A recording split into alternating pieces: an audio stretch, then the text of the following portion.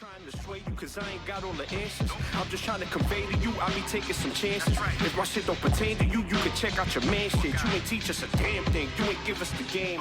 We was giving you signals, but you ain't give us a lane. Hi, welcome to another episode of I Don't Have the Answers, but let's talk about it anyway. I'm your host, Tim, the Answer Man 4, and I want to thank you very much for joining me. This week, I want to talk about something that some people may say is a little bit morbid and may have questions about why I chose this topic. I just figured that this was a good idea. So, have you ever been in a situation where you have a friend that they recently lost a loved one and you want to convey how you feel and let them know that you care about them, but you don't know what to say?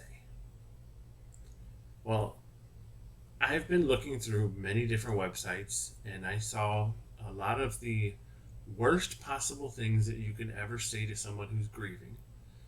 And I thought that I would share it with you and share some of my personal recommendations on alternatives to these things. Because I know that we have the best of intentions, but sometimes our intentions don't see us through when it comes to saying the right things. So let's start off. There's 5 things that I think, in my personal opinion, they could be some other bad ones out there, but these are the ones that I hear the most that I recommend not saying, or at least not this way. The first one is, I know how you feel. In that moment, when the person is truly grieving, the last thing they want you to say is that whatever you're feeling is exactly the same as anything that somebody else could possibly have gone through. It's not saying that whatever they're going through is not similar, but they need to feel how they feel in that moment, and it needs to be unique to them.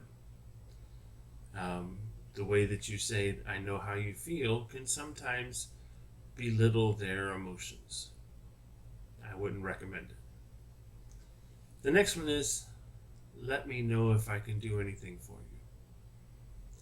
Now, the reason why I put that on the list is because there is great intentions there. Unfortunately, in that moment, the grieving person doesn't exactly need that extra burden of reaching out to you to tell you that there's something they need. From my conversations, it's better to just say, hey, I'm going to stop by on Tuesday and I'm going to bring dinner for you and the family. Or I'm running up to the grocery store.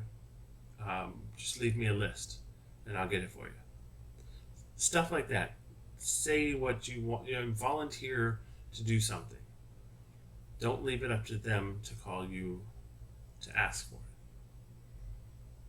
This next one, it's very hard, but the question, how are you? The grieving person is terrible. They're not doing good. The answer is never going to be wonderful. The answer is never going to be fabulous. Just assume that the answer is going to be terrible. So instead of saying, how are you? How about coming up with some other way to say, I'm sorry for your loss? Because asking how they are is just going to bring another tidal wave of emotions forward. This next one drives me nuts, and I promised I wasn't going to make this personal, but this one, it just aggravates me, kind of irks me. When someone says, look on the bright side, and then anything they could possibly say after that. I don't know about you, but when you're grieving for a loved one, there is no bright side in that moment. Don't ever say it. There's just, normally I would recommend an alternative, but no, there's nothing. Just don't ever say, look on the bright side of anything having to do with death.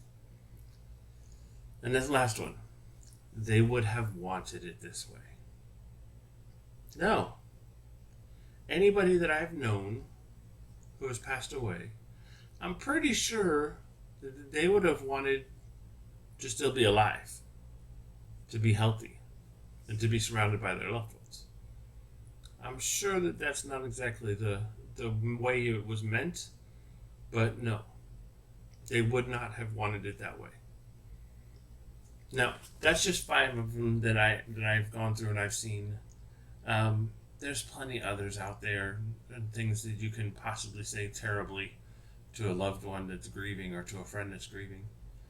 I just recommend that if you're going to say something to your friend about this situation, be thoughtful, take your time, just be there for them, sometimes just listening. But one of the things that I thought was really cool that I saw on a couple of different websites is, instead of any of those 5 terrible ideas, how about saying something to the effect of, tell me a story about your mom or your aunt. Tell me something about them. That way it takes you to another, down another path. Instead of thinking about the fact that you lost them, you're reliving a moment with them. You're sharing something with them. I know for a fact that in the past week or so, dealing with this personally, it's been so great to relive moments instead of dwelling on the bad parts. It's been kind of hard, but the suggestions that I mentioned today have helped, because I've got some really great friends and family that they helped put together this list of great things to say, and I've been sharing stories for the past 2 weeks. I know that this works, and if you take the time to think about it, I'm sure that you can come up with a few nice things to say to a grieving loved one or friend. This is a short week. This is a short message. I could be wrong about this. No, I'm not wrong about this. I'm definitely right about this. And I would be happy to talk about this anytime. Thank you very much for joining, and I hope you have a great week. Bye-bye. The boy is off Broadway.